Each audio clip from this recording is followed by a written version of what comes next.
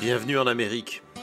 Si vous êtes arrivé ici grâce à Twitter ou au podcast La Chute, vous allez rapidement découvrir un changement majeur. En Amérique, pas vraiment d'actualité, ni de politique.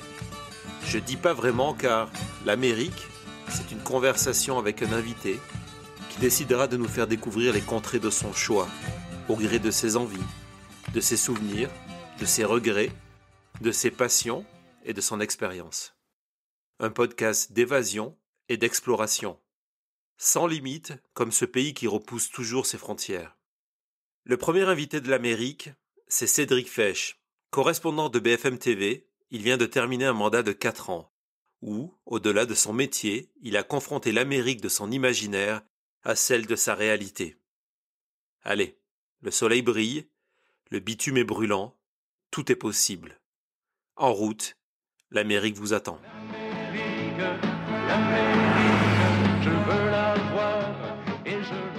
Salut Cédric, avant de commencer, je tiens à te remercier d'avoir accepté d'être le premier invité de l'Amérique. C'est jamais évident d'essuyer les plâtres, mais je voulais justement... On va voir ça. Ouais, merci.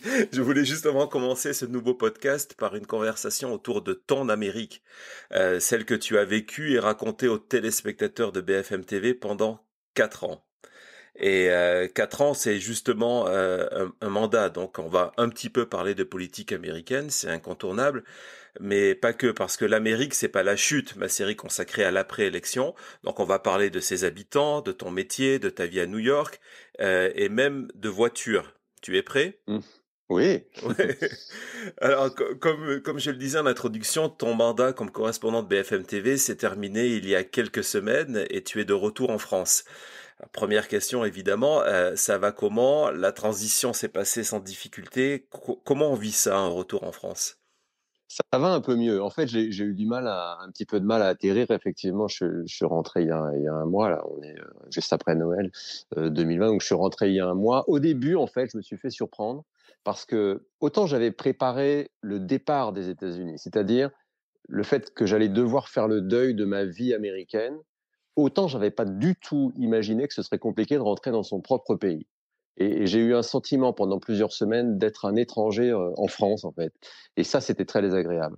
Parce que le pays a changé en 4 ans et parce que euh, j'avais pas forcément perçu quand je rentrais 1 ou 2 fois par an.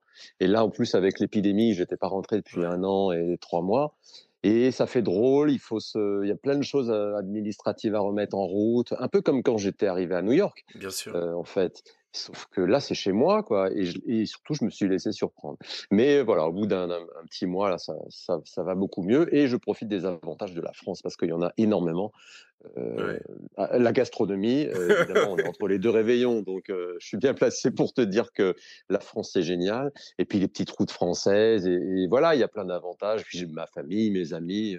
Voilà, j'ai plein de choses pour me consoler des États-Unis, mais j'ai encore quelques coups de blues parfois. Quoi. Quand il y a eu de la neige là sur la côte est et tout ça, Ouais. je me dis mais pourquoi je n'y suis pas encore? Tu viens de parler de nourriture, de gastronomie française, et c'était un des sujets que je souhaitais aborder avec toi.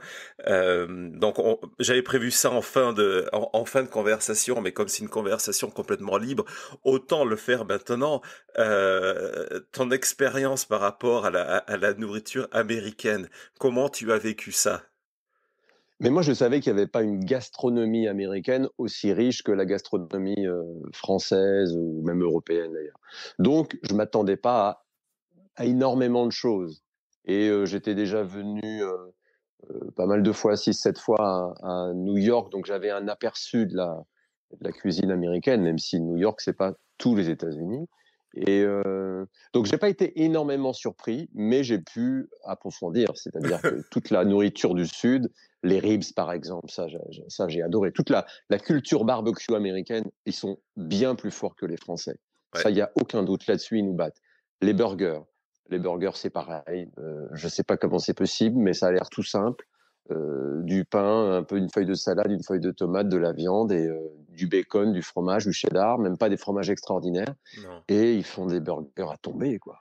Ouais. Donc voilà, le bacon aussi. Le bacon, il est introuvable en France, le même bacon qu'on a aux États-Unis dans tous les supermarchés.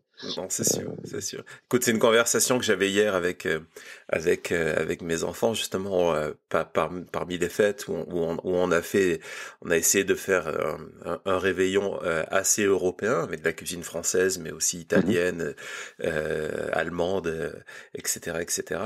Et il me disait exactement la même chose que toi. C'est que le seul avantage quand les États-Unis, la seule fête et donc de la nourriture à garder, c'était le 4 juillet avec les barbecues et les burgers. Ouais, Et c'est vrai que moi, ça fait 20 ans que je suis aux États-Unis et ça reste un mystère. Mais comment ils font? Pourquoi un burger américain ne ressemble pas à un burger français? Et comment le barbecue, ce sont vraiment les champions du monde, soyons clairs. ouais, ouais, c'est clair. Ouais. Ouais, et puis en plus moi j'ai vécu au Texas pendant une quinzaine d'années. Donc t'imagines tout ce qui est barbecue, ribs, effectivement Mhm. brisket et etc.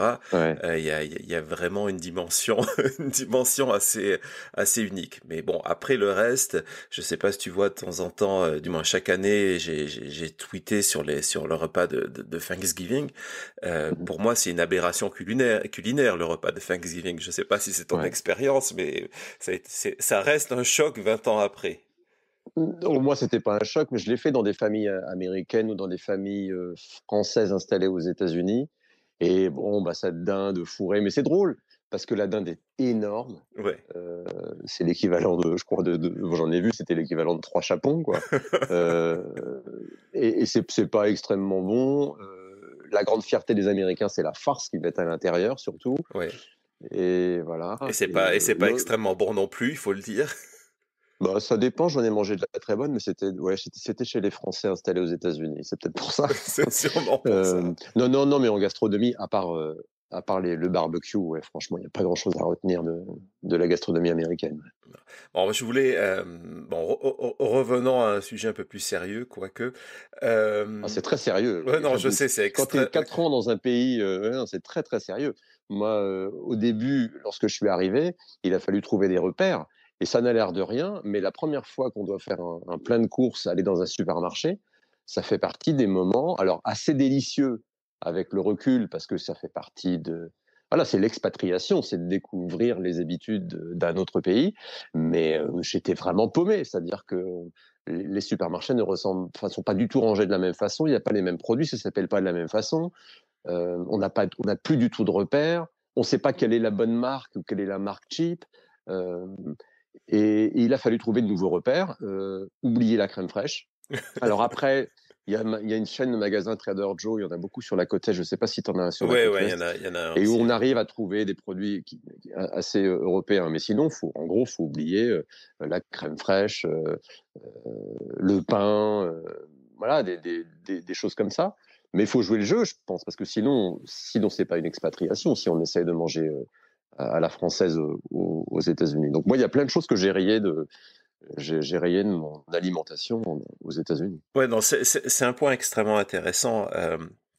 Que j'ai vécu mes premières années ici et tu vois souvent l'échec de l'expatriation chez des Français et la nourriture en est un, c'est qu'ils Ouais. refusent d'abandonner en se disant non, on mangeait comme ça en France, je vais continuer à manger comme ça alors que c'est absolument pas possible. Et tout à l'heure tu expliquais que à ton retour là, tu as eu ce sentiment pendant un mois, en gros d'être entre les deux pays et de pas trouver ta place. Et c'est souvent aussi pour ça que les Français échouent ici, c'est que ils mettent du temps à se dire bon voilà maintenant je suis aux États-Unis, Mm. il faut que je vive comme un Américain et non pas comme un Ouais. Français en Amérique. Et la difficulté souvent elle est là. Et les supermarchés effectivement, moi je me souviens. La première fois que je suis rentré dans un supermarché aux États-Unis, en plus c'était au Texas, je savais pas que le Texas à l'époque était divisé, et c'est toujours le cas. À Dallas, c'était divisé en zones sèches, donc sans alcool ou avec Mhm. alcool. Et donc je cherchais une bouteille de vin dans un supermarché, impossible d'en trouver un. Puis finalement, je trouve enfin une bouteille de vin Et en fait, c'était du vin sans alcool parce que le supermarché ne vendait pas d'alcool tout court. Où ça m'est C'est arrivé. vrai qu'il faut l'expliquer, ça. C'est-à-dire que l'alcool, ça se trouve dans des liquor stores, dans des magasins où on ne vend que de l'alcool, mais pas dans les supermarchés. Alors qu'en France, il y a des rayons entiers, quoi. Exactement, exactement. Et en plus de ça, au Texas, il y avait des limitations. Ça m'est arrivé de trouver des endroits où on allait, où il y avait de l'alcool, des boutiques comme Trader Joe, effectivement, où tu as de l'alcool. D'y aller un dimanche parce que j'avais un repas le midi avec des amis, et j'avais besoin d'une ou deux bouteilles de vin, me retrouver à la caisse et la caissière ou le caissier refusant de me vendre la bouteille de vin parce que c'était pas encore midi Ouais. et donc tant que c'était pas l'heure de la sortie de la messe, en gros, c'est lié à ça. La vente Mhm. d'alcool n'était pas autorisée. Il fallait attendre midi pour pouvoir acheter une bouteille d'alcool le dimanche. Ouais. Monde très particulier. Enfin, donc oui, tu viens de faire 4 ans. Moi, la première question que j'avais, c'est que cette durée limitée, c'était une volonté de la chaîne, c'était une de ta volonté. Le nombre d'années qui correspond à un mandat, tu es arrivé en pleine campagne Trump en 2016. C'était aussi dès le départ une volonté inscrite par toi ou la chaîne. Comment ça se passe cette durée-là? Je ne saurais pas te dire exactement, parce qu'en fait, mes confrères des radios et télé, la plupart du temps, sont aussi sur ce rythme de 4-5 ans. Donc, non, je ne sais pas pourquoi il y a ce rythme-là. Mon prédécesseur, Mathieu Coache, était resté 4 ans. Donc, je pense que c'est. Et pourquoi 4 ans, je ne sais pas à l'époque. Donc, non, il n'y a pas de. On n'a pas dit, tiens, 4 et pas 5 ou pas 3. Mais par contre, c'était défini dès le départ. C'est-à-dire que le deal, c'était tu pars pour 4 ans et il y avait une clause de revoyure au bout de 2 si BFM TV ou si moi, on disait que ça suffisait. Voilà, je pouvais rentrer au bout de 2 et donc j'ai fait le mandat complet à 100% de 4 ans. Et en fait, ça tombe bien, je trouve. C'est intéressant d'arriver sur la fin d'un président. Donc moi, j'ai fait les derniers mois d'Obama, de septembre 2016 à janvier 2017. Et après, j'ai fait un mandat complet avec Trump, une administration complète jusqu'à la fin. Et j'ai même prolongé un peu parce que normalement, je devais rentrer fin août 2020 et j'ai prolongé pour faire l'élection, quoi. Parce que Ah ça me oui. semblait vraiment indispensable de terminer le mandat, quoi. Et voilà. Ouais, donc il y a cette volonté d'avoir bouclé la boucle, ce qu'on disait en introduction. Bon, là, le fait que la saga élection 2020 se poursuit, c'est pas, t'es soulagé finalement de pas suivre ça, ou est-ce que t'es un petit peu frustré de te dire, ah tiens, Les j'aurais deux. pu rester un mois de plus? Les deux. Euh, Frustré parce que ça continue. Enfin, moi, j'ai tourné la page, contrairement à Donald Trump. Ça y est, mon mandat est terminé. Voilà. Lui, il continue. Oui. Et alors, soulagé que la présidence Trump soit terminée, oui, en quelque sorte, mais ça, faut que je l'explique, c'est pas de l'anti-Trumpisme, mais on pourra en parler sur le quotidien que ça a été pendant 4 ans de présidence Trump. Il y a énormément de choses à dire sur. C'est pas juste de la politique, quoi. Ça touche la vie des Américains, vraiment, Ouais. dans tous les aspects de la vie. Donc, mais frustré, oui, parce qu'évidemment, ce qu'on vit en ce moment, j'aurais aimé pouvoir le raconter jusqu'à l'investiture, parce qu'on sent bien que le jour de l'investiture, le 20 janvier, ça va être quelque chose aussi. Est-ce qu'il va faire sa contre-investiture dans un coin en annonçant sa candidature pour 2024? Ça, c'est la rumeur dit ça, les bruits de couloir disent ça. Pendant que Joe Biden sera tout seul à sa propre investiture. C'est ce qui se dessine, ça, ce sera incroyable à Ouais. raconter. Ouais, ouais, et c'est vrai qu'effectivement avec le coronavirus au milieu, ça va fausser encore une fois l'image parce que On ne Biden a pourra pas déjà annoncé mesurer qu'il se la passerait taille de rien. la foule. On Ouais, ne pourra pas mesurer la taille de la foule de Joe Biden, non. Non, mais on parce va qu'on sait que ça mesurer va la être taille très de la important foule, de pour la taille Trump. de la foule pour Trump, parce que c'est certain Ouais. que lui va faire ça façon plébiscite populaire, et donc on va avoir le vrai président qui va faire une cérémonie quasiment virtuelle, ce qu'il a annoncé, et de l'autre, on va avoir Trump revanchard. Aujourd'hui, il a encore tweeté sur le fait qu'on est désormais face à la plus grande arnaque de l'histoire des États-Unis, c'est-à-dire qu'il y a une espèce de surenchère des mots et de la comparaison. Et donc effectivement, ça va ouvrir sur un mandat avec 2022 puis 2024 complètement fou. Mais toi, donc tu es arrivé en septembre 2016, donc c'est en pleine campagne Trump. Euh, c'est quoi ta première impression du bonhomme? Est-ce que tu te dis, j'ai peut-être fait une erreur, j'aurais mieux fait de rester en France, ou tu te dis, ok, ça va être super excitant à suivre?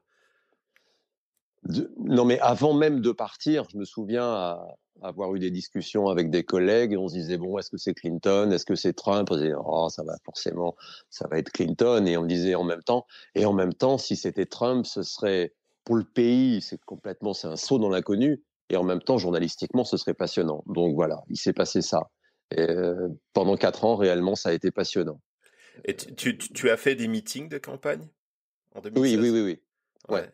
Et ton sentiment d'être, parce que tu fais partie des médias, des fake news médias, forcément dans la manière dont il dénonçait en meeting. Moi, je me rappelle ce moment qui était complètement effrayant lorsque j'étais venu, lorsque je suis allé le voir à Vegas, où il fait tourner toute cette foule face aux journalistes et Ouais.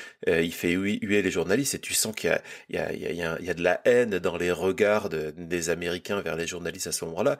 Comment tu vis ça de te retrouver au milieu du pool de journalistes et de se faire huer par une foule? La première fois, c'est choquant. Franchement, parce qu'en France, il se passe pas ça. Euh, Peut-être que ce serait différent aujourd'hui. Il y a eu le mouvement des Gilets jaunes, il y a le mouvement de ressentiment contre à la fois l'élite et puis les journalistes. Enfin, toutes les corporations est montée en France. Donc, faut pas dire que ça n'arrivera pas en France. Mais en tout cas, il y a 4 ans, moi, j'ai halluciné qu'un homme politique parle comme ça, que le futur, potentiellement, le futur président Mhm. des États-Unis monte des Américains contre d'autres. Je trouve, alors que on sait que traditionnellement, mais il a rien fait comme la tradition, Donald Trump. Mais Non. traditionnellement, le président d'un pays, il essaye de rassembler les gens, tous les camps. C'est la seule chance d'être élu. Et lui, il a fait l'inverse. Ça fait partie des miracles trumpiens. Donc, au début, un choc. Et après, j'ai compris que c'était une mise en scène, en fait. Tout est un spectacle, tout est une émission de télé-réalité pour Donald Trump.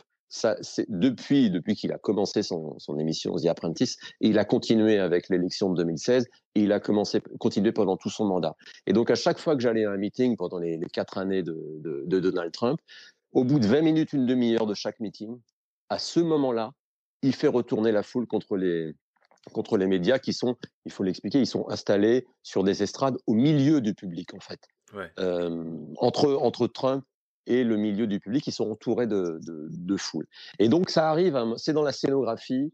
Il a un script qui suit. C'est comme une recette de cuisine, les meetings de Trump, et il suit.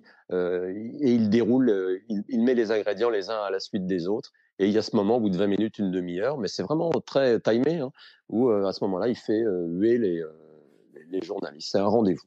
Ouais, non, tu as complètement raison lorsque tu parles des scénographies et le sentiment usant, à mon avis, complètement usant d'avoir été en campagne pendant 4 ans, que il n'a pas arrêté sa campagne une fois qu'il est arrivé à la Maison Blanche. En fait, même Et ça, c'était une grande question. oui, C'était la grande question que je me posais, ça. C'est au lendemain de l'investiture, donc après le 20 janvier 2017, va-t-il se présidentialiser?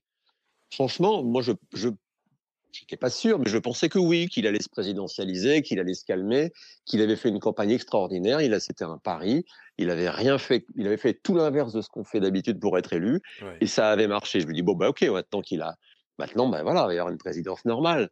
Mais je pense que j'étais sidéré comme la plupart des habitants de cette planète parce que c'était une élection mondiale, et donc je voulais pas y croire. Mais en fait non, il a continué pendant 4 ans et il a jamais faibli. C'est-à-dire que il a quand même c'est un septuagénaire qui a eu une énergie incroyable pendant la campagne et pendant 4 ans. Il n'a jamais faibli et il a toujours eu la même virulence. Euh, Moi, je pense qu'il aurait pu être un président. Il aurait pu laisser une autre trace dans l'histoire si c'était un peu présidentialisé, parce que il a quand même secoué le cocotier. C'est-à-dire qu'il faut reconnaître ça à Trump. C'est-à-dire qu'il est complètement iconoclaste. Euh, il a renversé la table. Il a osé ce que je trouvais pendant l'élection et le début de son mandat, ce que je trouvais bien avec Donald Trump quand même, c'est malgré tous les défauts du personnage, c'est que c'était un regard neuf et qu'il allait oser des choses, essayer des choses qu'on n'avait jamais faites. Et c'est pour ça que beaucoup d'Américains l'ont élu en se disant euh, la politique, en fait, que ce soit des démocrates ou des républicains, ils ont tous à peu près la même façon de faire de la politique. Et c'est ce que Donald Trump dénonçait. En gros, il disait, bah voilà, bah, s'ils font à peu près la politique de la même façon, c'est qu'ils s'entendent entre eux et que c'est le fameux swamp, quoi. C'est le marais de Washington. Donc, moi, je vais faire différemment. Et je trouvais ça intéressant qu'on ait quelqu'un qui soit pas formaté politiquement. Et je lui dis, peut-être que c'est une façon d'ouvrir de nouvelles voies. Le problème, c'est qu'il n'y avait pas de stratégie derrière. La stratégie de Donald Trump, c'était de renverser la table, et une fois que tout était par terre, il ne savait pas où ranger les choses, quoi. C'est ça le problème. Je trouve que la démarche de Trump, faire les choses différemment, était intéressante. Le problème, c'est que c'était juste, j'ai l'impression, moi, de faire différemment pour faire différemment, quoi. Ouais, c'est vrai que c'est un discours qu'on n'entend pas trop, mais je te rejoins complètement. Il y a eu une opportunité gâchée de Trump au lendemain de son élection, où tu as une partie des gens qui ont voté pour lui, qui étaient, on va dire, qui n'étaient pas dans le moule de la droite républicaine tel qu'on peut en parler d'habitude, et qui avaient le sentiment que, ok, il était dans une position très particulière où il pouvait faire bouger les lignes face à une candidate qui était Clinton, qui correspondait en fait à la même politique qu'on avait depuis 30 ans, 20, 30 ans. Je sais pas. Et il s'est pas saisi de cette opportunité-là en faisant le contraire. C'est-à-dire, tu parles d'une campagne de division, mais cette division des Américains, faire monter une partie des Américains contre les autres, c'est ce qu'on a vécu au quotidien pendant 4 ans. Je pense que tout à l'heure, lorsque tu disais que au-delà de la politique, c'est un mandat qui a marqué les Américains. Moi, vu d'ici, c'est ce que je retiens, une sorte de fatigue, et le fait qu'on a été en espèce d'une guerre culturelle, politique, pendant 4 ans. Oui, c'était une querelle de famille ininterrompue, en fait. C'est l'impression que m'ont donné ces 4 années, en fait. Et c'était épuisant parce que les journées étaient rythmées par les tweets de Trump. Alors, évidemment, le fait que je sois journaliste et que je sois là pour en parler fait que ça déforme forcément mon quotidien. J'ose espérer pour les Américains qu'ils n'étaient pas tous le nez sur Twitter. Mais quand même, il suffisait d'allumer la télé, la radio, et il y avait une couleur Trump très particulière pendant 4 ans. Et où qu'on soit, alors les repas de famille, les barbecues entre amis, les discussions sur le trottoir ou avec des commerçants, tout était pour ou anti-Trump, quoi. Ouais. Il fallait choisir son camp. Pendant 4 ans, il a fallu choisir son camp. Et alors moi, on me demandait, moi, quand j'allais dans des meetings de Trump où on me demandait de prendre parti. Alors moi, c'était facile pour moi. Je disais, moi, je suis étranger, je vote pas, donc c'était assez pratique pour botter en touche. mais, mais tout était pour ou anti-Trump, quoi. Non. Et il avait réussi à mettre ça dans la tête des gens. Et Oui, c'est encore le cas. C'est encore le cas. ouais. Ah bah oui, ça n'a pas disparu. Et ça va être son axe de campagne à partir du 20 janvier à midi. Hein. Ça va être exactement ça. Mais bon, il avait fait, en gros, oui. Vas-y. Soit vous êtes pour Trump et donc pour l'Amérique, ou vous êtes anti-Trump, donc vous êtes contre l'Amérique. Ouais. Et il a réussi à installer ça pendant 4 ans, ce qui évidemment est faux. C'est pas parce qu'on vote pas Trump qu'on est on est contre l'Amérique. Et donc tout l'enjeu pour Biden maintenant, c'est justement de prouver qu'on peut être, parce qu'on ne les a pas entendus les démocrates quand même pendant 4 ans. Non. Donc ça y est, c'est le retour des démocrates. Ils sont au pouvoir, en tout cas partiellement. En tout cas, ils ont la présidence. Et ça va être tout l'enjeu de montrer qu'on peut être démocrate et patriote et se battre pour les Américains, et puis surtout avoir des résultats, quoi. Ouais, ce qui va être la partie la plus compliquée. Je te propose de laisser de côté maintenant Trump. On lui a consacré quelques minutes et ses 4 ans d'Amérique, pour revenir sur ton arrivée à New York et tes premières impressions par rapport. Tu vivais à Paris avant, c'est ça? Oui. Ouais, donc tes premières impressions sur pas New York comme un touriste, mais New York comme quelqu'un qui va y résider, par rapport à Paris, ça se passe comment, ça se vit comment, tu te sens perdu, tu te sens, tu trouves ta place immédiatement, comment tu vis ça? Écoute, moi, j'étais venu 6 ou 7 fois à New York, donc je suis pas arrivé dans une ville inconnue. C'est une ville dans laquelle je suis venu la première fois, ça devait être en 2003, je crois, ou 2005, quelque chose comme ça. Et la première fois que je suis arrivé à New York, ce qui m'a surpris, c'est que j'étais pas surpris. C'est-à-dire que tout le monde connaît New York et les images de New York et les sons de New York. Parce que on baigne dans la culture américaine, les feuilletons, les films. Voilà. Donc j'étais surpris de pas être surpris. Ça me semblait naturel d'être là. Et voilà, les odeurs de New York, c'est la seule chose qui m'a surprise en fait à New York. Ouais. Cette odeur à la fois de, tu sais, ces marchands ambulants qui font cramer leur viande et leur pain, leur bretzel. C'est une odeur complètement écœurante et cette odeur aussi d'eau qui stagne autour dans les caniveaux. Je suis désolé, c'est pas des odeurs très agréables de Non. New York dont je vous parle, mais en même temps, c'est l'odeur de New York, quoi. Il me manquait cette dimension-là, forcément. Donc, j'ai ajouté ça en arrivant à New York. Mais sinon, j'avais le sentiment d'être chez moi. Et la première fois que je suis venu à New York, donc, moi, j'avais envie d'y vivre. Et je m'étais dit, mais comment je peux faire pour vivre ici, pour m'installer ici? Je veux que ce soit ma ville, quoi. Et donc, à chaque fois que je revenais, tous les ans, tous les 2 ans, je cherchais, je me disais, est-ce qu'il faut ouvrir une boulangerie, un restaurant? Évidemment, c'est le réflexe qu'ont tous les Français. Ouais.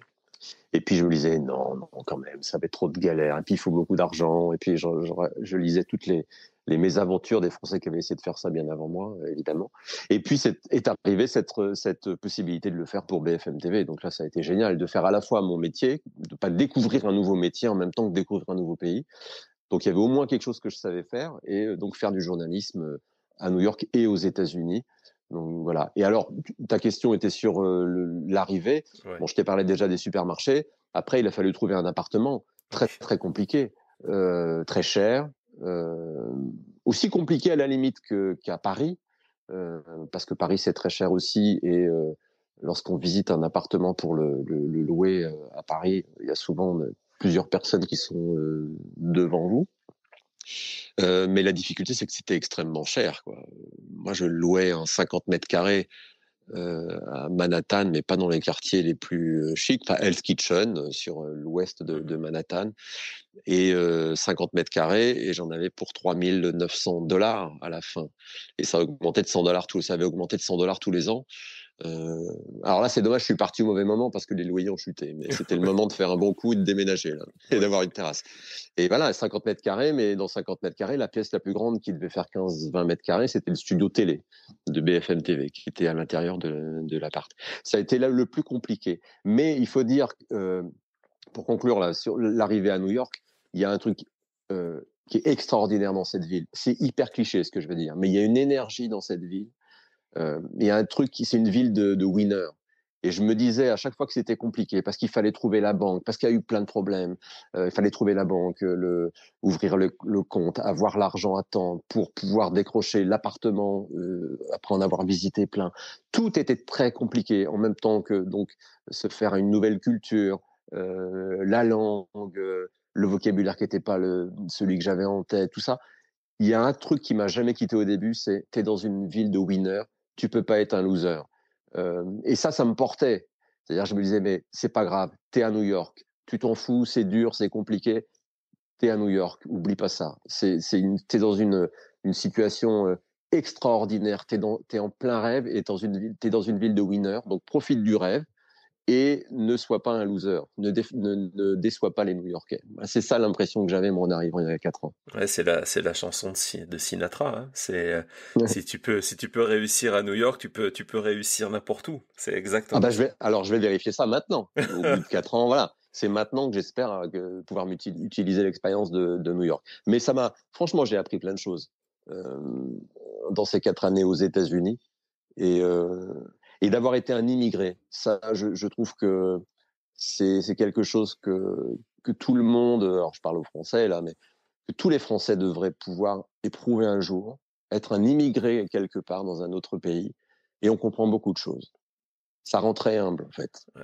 Ah, non, je suis complètement d'accord avec toi parce que en fait une de mes motivations à mon départ aux États-Unis, je crois que c'était en 98, ça devait être un départ pour 6 mois, donc j'y suis depuis 98, mais mon épouse est anglo-allemande et elle est venue vivre en France et ça a été une position extrêmement difficile où t'as pas les références, des choses extrêmement bêtes comme des démarches administratives, etc.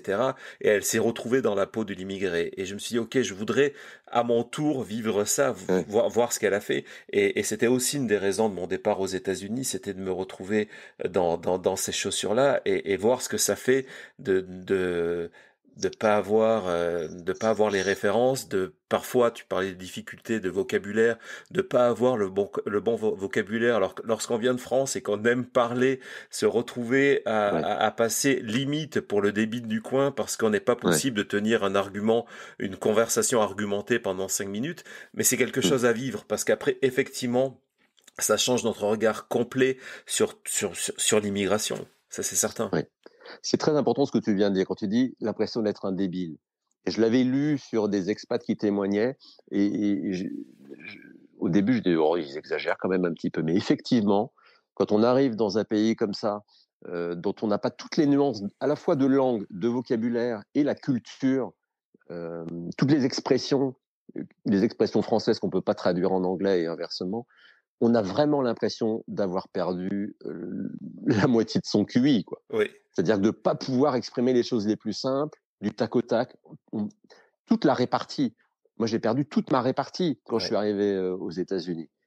Et le temps de réfléchir à ce que je vais dire et comment je vais le dire, et ben voilà, l'autre en face, il est passé à autre chose et on a l'air complètement con.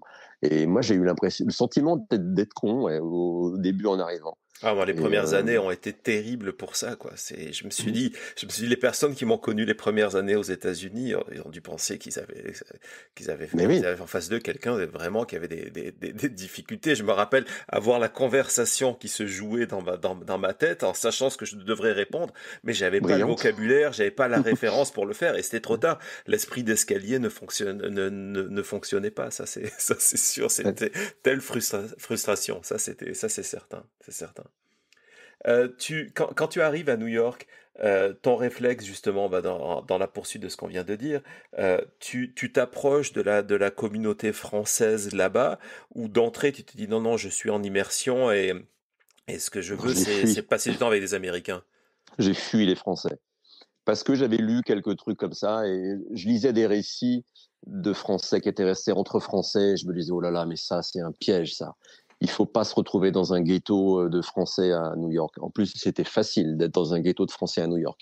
Parce que je crois que c'est vraiment l'une des plus grosses communautés étrangères à New York. J'allais dire la plus grosse, je suis pas sûr, mais vraiment l'une des plus grosses communautés étrangères à New York. Et c'était trop facile à faire. Et je m'étais dit, si tu fais ça, tu vas passer à côté d'une expérience, quoi. Et ça sert à rien d'être dans un village gaulois isolé, quoi, aux États-Unis. Donc j'ai fui les Français. Euh, alors j'avais quelques contacts quand même avec mes confrères français. C'était professionnel. Alors ils sont devenus des amis hein, pour la plupart. Mhm. Mais j'ai pas traîné dans les fêtes entre Français. En fait, c'était même assez désagréable. Je fais une fois, il y avait une fête que le consulat de France avait organisée. Ça devait être pour le 14 juillet, où il y avait vraiment quasiment que des Français. Et j'ai trouvé ça très désagréable, en fait. Mais C'est c'est pas très incroyable. politiquement correct ce que je vais dire, Non, mais non, non, non, mais c'est le Français gagne pas incroyable. à être connu lorsqu'il est à l'étranger. Voilà. Ouais, non, non, mais c'est incroyable parce qu'on a vécu la même expérience.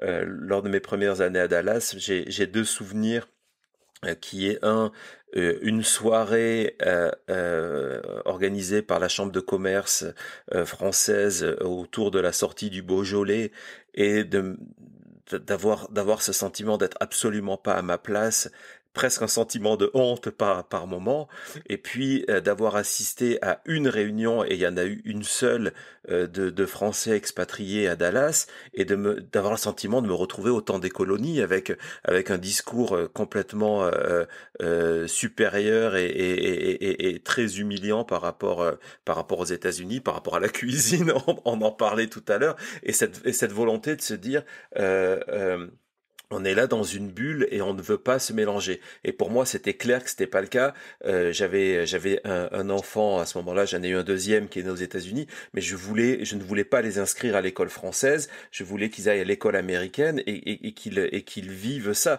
sans renier leurs racines, sans renier leur culture. Ils parlent à la fois français et allemand, et ils regardent des films des deux pays, etc. Mais je voulais vivre cette expérience américaine à fond. Et c'est vrai que c'est souvent pas le cas chez de nombreux expatriés qui eux décident de vivre dans leur bulle pendant ce temps-là. Je ne sais pas quel est le pourcentage, si la majorité des Français ont ce réflexe-là, de vivre en groupe de Français à l'étranger. J'ose espérer que non. Mais si c'était pour entendre des Français à New York critiquer les Américains, se moquer des Américains ou se gargariser de vivre aux États-Unis, ça, c'était absolument pas intéressant. C'est ça que j'ai fui, en fait. Ouais. Mais tu sais, cette volonté personnelle, moi c'est pour ça que, je te le disais juste avant qu'on se mette à enregistrer, c'est pour ça que j'ai vraiment commencé à te suivre sur les réseaux sociaux. C'est que j'ai remarqué qu'il y avait une différence à la fois de ton et d'approche du métier chez toi. Et maintenant que je vois ta volonté personnelle, je la comprends mieux. Tu as fait quelque chose que on le voit plus maintenant, mais lorsque tu as commencé à le faire il y a 4 ans, c'était peu ou pas l'habitude. C'est-à-dire que tu as quitté ce fameux corridor Washington-New York pour aller explorer le reste du pays. Alors j'imagine que c'était lié donc à cette volonté personnelle, mais aussi à ta manière de travailler. Ton micro, ton iPhone, tu peux nous raconter ça un petit peu? C'était le deal. Moi, c'est comme ça que je pense que c'est en partie grâce à ça que j'ai décroché le poste, parce que quand je suis parti en 2016, bon, il y a eu une procédure d'une dizaine de mois de sélection à BFM TV. On était 24 candidats pour le poste.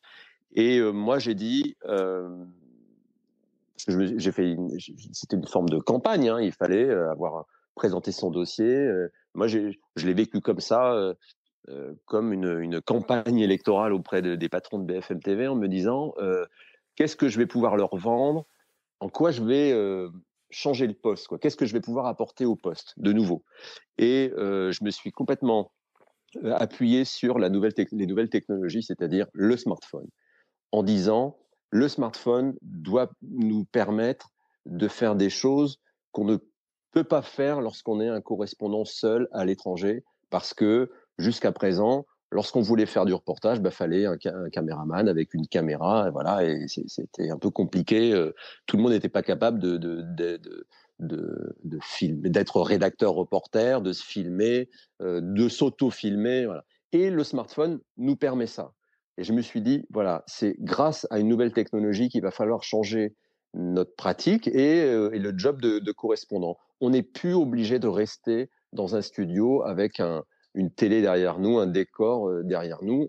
On n'a plus besoin d'être deux pour faire du reportage sur le terrain. Profitons-en. Donc voilà, c'est comme ça que j'ai vendu le poste, ma vision du poste au patron, donc en fin 2015 du coup, et j'avais fait un reportage en vacances, j'étais allé à Cuba juste avant le voyage de Barack Obama à Cuba, et j'avais fait mon premier reportage avec un smartphone, donc janvier 2015, et en me disant si j'arrive, alors il fallait déjà que moi je me rassure, j'étais pas sûr de ce que je leur vendais au début, donc en janvier 2015, j'ai fait un reportage sur Cuba, l'angle c'était Cuba a déjà changé. Donc j'ai filmé Cuba, je suis allé interviewer des Cubains et j'ai monté ça à mon retour. Je l'ai montré à Hervé Bérou, qui était à l'époque le directeur de la rédaction de BFM TV, et je lui ai dit voilà, qu'est-ce que tu en penses, est-ce qu'on peut le diffuser?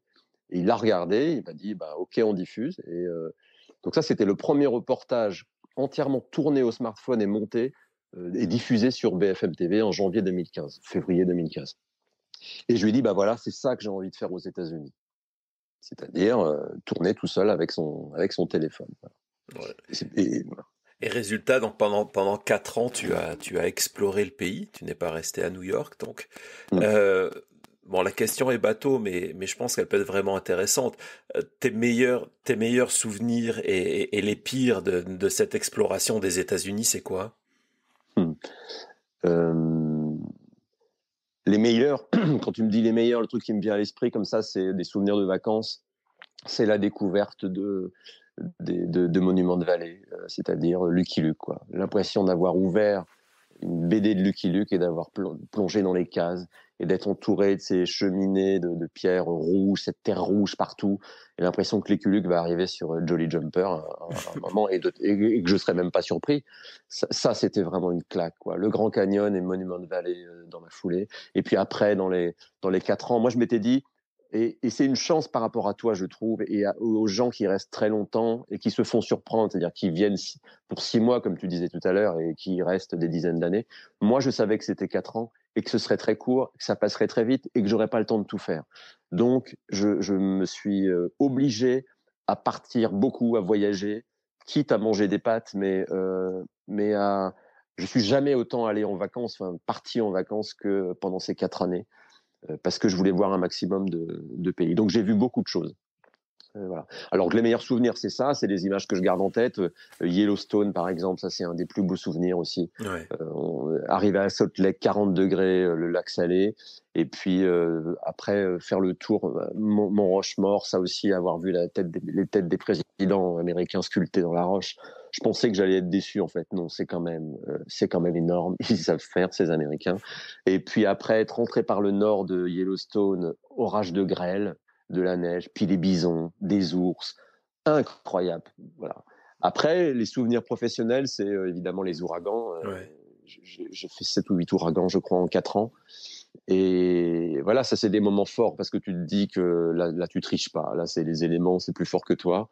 Et c'est là que plusieurs fois, je me suis dit, c'est là que ta vie peut basculer et que ton aventure américaine peut se terminer en disant, ah ben voilà, ben il est mort là-bas.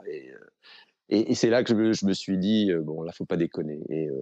Et c'est des choses qu'on ne vit. J'ai vécu là-bas des choses qu'on ne peut pas vivre en France. Alors évidemment, il peut y avoir des inondations énormes. On l'a vu encore dans le Sud-Est récemment en France.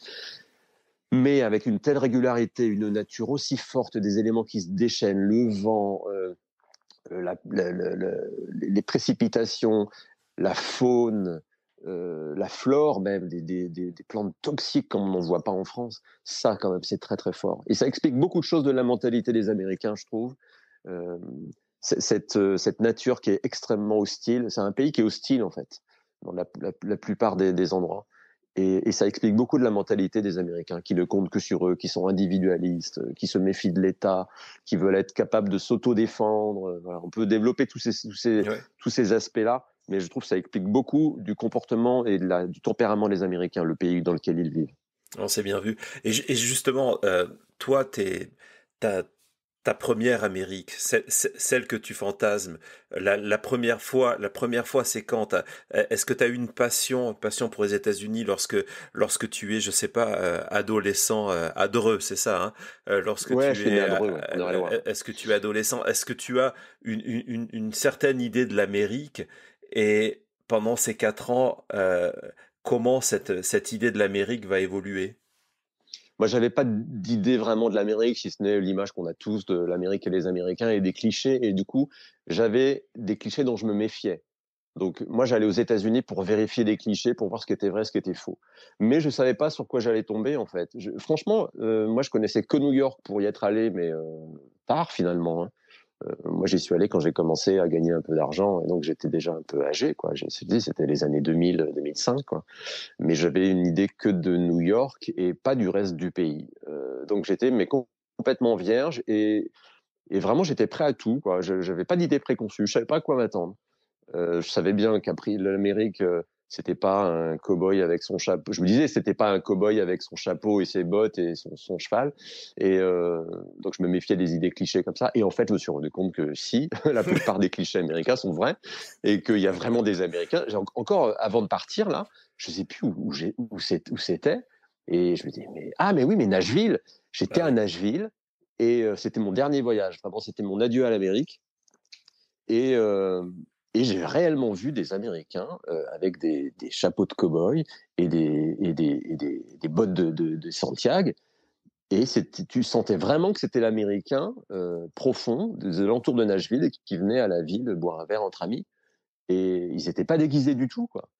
C'était pas les Dupont et Dupont comme dans Tintin. Moi, l'idée de l'Amérique, en fait, tiens, si, la seule image que j'avais de l'Amérique, c'était Tintin en Amérique, moi. Et puis les feuilletons, et voilà, et les films, les séries. Et en fait, il y a beaucoup de trucs, de clichés de Tintin. Je me disais, bah, c'est des clichés, évidemment, mais qui sont réels, en fait. Ouais. Ça, c'est dingue.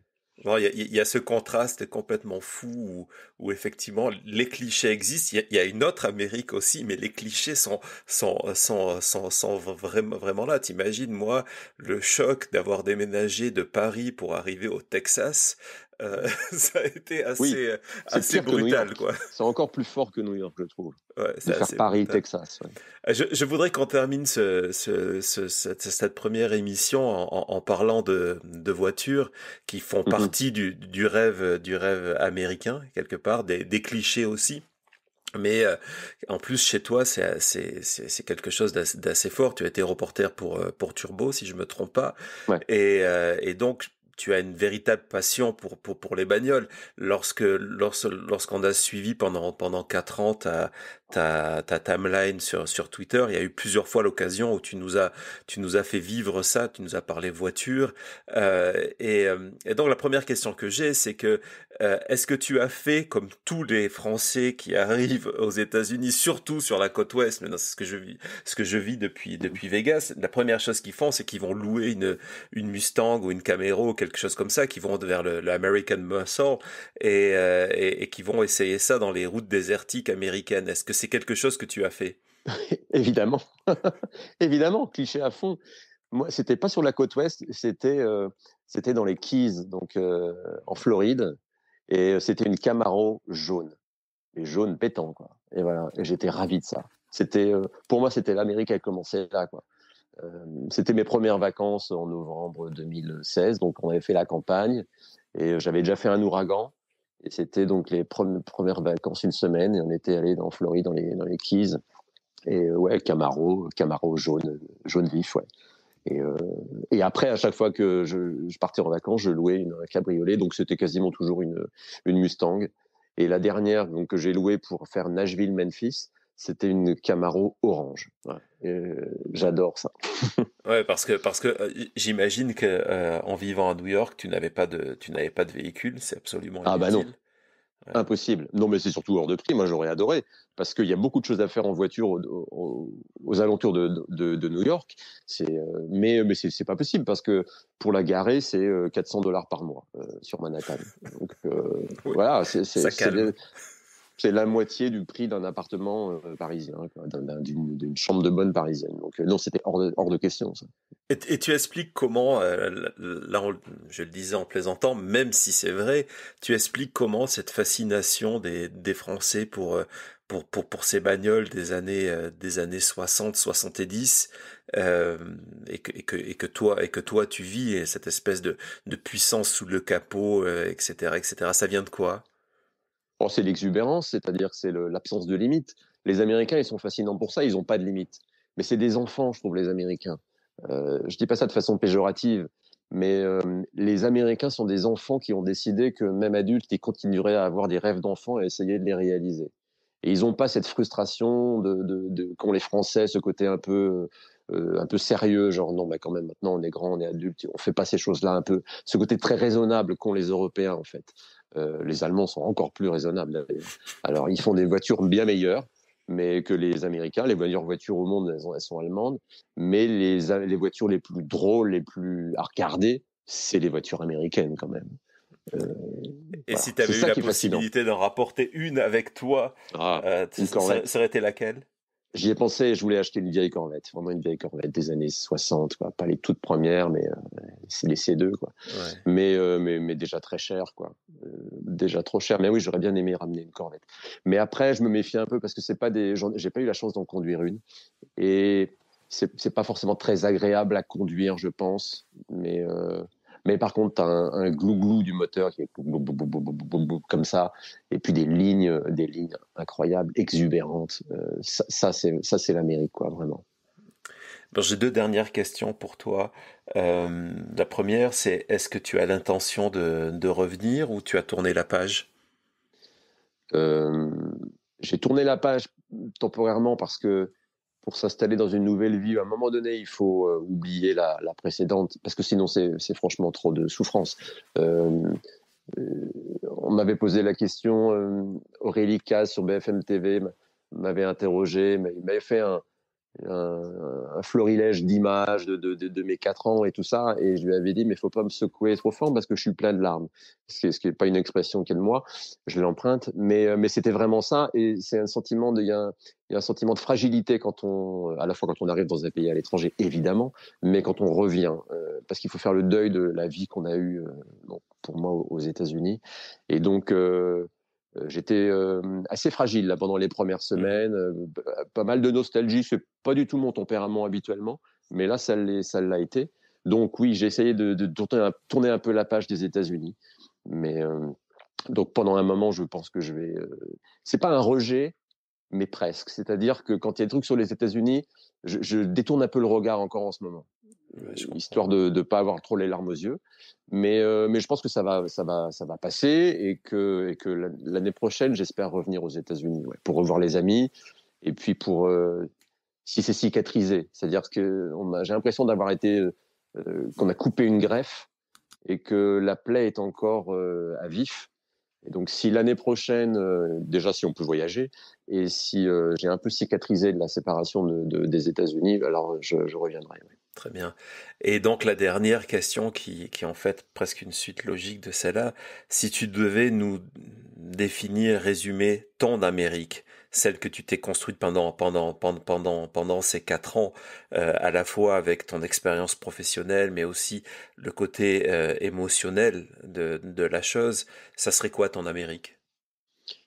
L'Amérique, c'est le pays où tout est possible, et où tout est plus grand. Je l'ai dit déjà, la nature, la faune, la flore, tout ça. Et où les Américains ont gardé ce côté, la conquête de l'Ouest, quoi. C'est encore un cliché vrai sur les Américains. Ils sont en permanence en train de découvrir l'Ouest, de conquérir un pays vierge. Et ils font ça dans tous les domaines.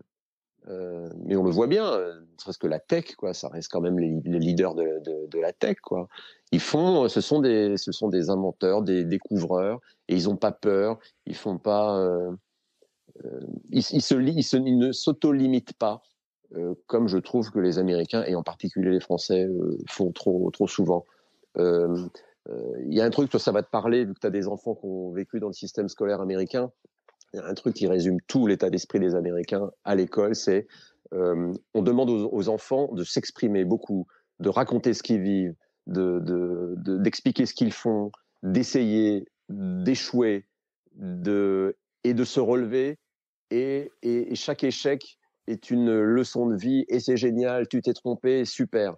Alors qu'en France, moi, le souvenir que j'ai de l'éducation en français, c'est non, tu parles quand on t'a donné la parole, et est-ce que c'est vraiment intéressant ce que tu as à dire, et tu as échoué, et si tu as un échec, en fait, tu as honte, en fait. Moi, c'est comme ça que je l'ai senti, hein. Ouais. Peut-être que je Non, non, généralise pareil, à pareil, tort, mais, pareil. mais moi, j'avais le sentiment à l'école que quand je prenais la parole, j'avais intérêt à pas me tromper, quoi. Parce que sinon, c'était la honte, quoi, et j'avais fait Ouais. perdre du temps à tout le monde. Alors que pour les Américains, c'est pas du tout ça. C'est allez-y, parle, et si tu te trompes, et ben voilà, ça va servir aux autres et tout, et on va tous apprendre.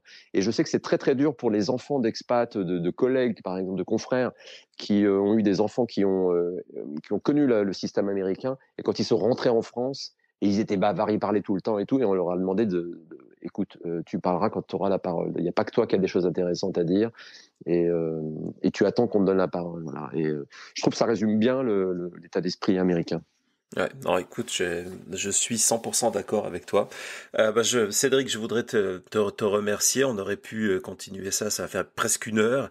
On aurait pu continuer ça pendant 1 ou 2 heures. Peut-être on fera une deuxième partie à un moment ou à un autre parce que j'ai encore beaucoup de questions. Et puis, en parlant de parole, on pourrait t'écouter pendant des heures.